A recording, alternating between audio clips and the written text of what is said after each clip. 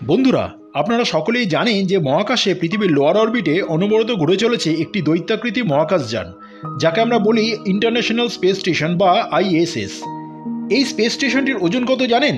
শুনলে আশ্চর্য হবেন যে এর ওজন প্রায় 4,20,000 কিলোগ্রাম এবং এর আয়তন একটি ফুটবল গ্রাউন্ডের মতন।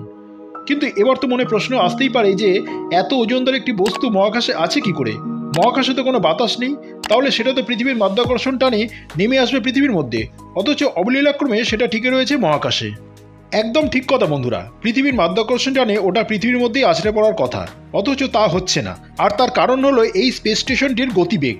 এই স্পেস স্টেশনটি পৃথিবীকে প্রদক্ষিণ করছে প্রায় 17,500 মাইল প্রতি ঘন্টা বা 28,000 কিলোমিটার প্রতি ঘন্টা গতিবেগে। আর এই প্রচণ্ড গতিবেগের জন্য যে সেন্ট্রিফিক্যাল ফোর্সের সৃষ্টি হচ্ছে, তার ফলে এটা থেকে যাচ্ছে মহাকাশে। স্পেস স্টেশনটি পৃথিবীকে একবার প্রদক্ষিণ করতে সময় নেয় মাত্র 93 মিনিট, ফলে 24 ঘন্টায় সে প্রায় 16 বার পৃথিবীকে চক্কর কাটতে পারে। কিন্তু এবার প্রশ্ন হলো, এই স্পেস স্টেশনটি তৈরি করার মূল উদ্দেশ্য কী ছিল? বন্ধুরা, আপনারা জানেন যে মহাকাশে পৃথিবীর প্রথম স্পেস স্টেশন পাঠিয়েছিল সোভিয়েত ইউনিয়ন 1971 সালের 19 এপ্রিল, যার নাম ছিল স্যালুট। পরে নাসা পাঠিয়েছিল তাদের স্কাইল্যাবকে 1973 সালে। সেই শুরু। তারপর এতগুলো বছর পেরিয়ে এসেছি আমরা। বর্তমানে যে ইন্টারন্যাশনাল স্পেস স্টেশনটির কথা আমরা বলছি, সেটা তৈরি করেছে 5টি বৃহৎ মহাকাশ সংস্থা, যেমন নাসা, রসকসমস, জাক্সা, ইএসএ এবং সিএসএ। এছাড়া আরও 15টি দেশের অবদান রয়েছে এর পেছনে। আজকের এই বৃহৎ মহাকাশ গবেষণা কেন্দ্রটি কিন্তু একেবারে তৈরি হয়নি, কারণ এত ভারী ওজনের কোনো জিনিসকে মহাকাশে নিয়ে যাওয়ার মতো রকেট মানুষ এখনো তৈরি করতে পারেনি। বহুবারের চেষ্টায় ছোট ছোট অংশকে মহাকাশে পাঠিয়ে এবং তারপর সেগুলোকে জুড়েই তৈরি করা হয়েছে আইএসএস। এটা তৈরির মূল উদ্দেশ্য ছিল মহাকাশে গিয়ে মহাকাশ সম্বন্ধে অনুসন্ধান করা।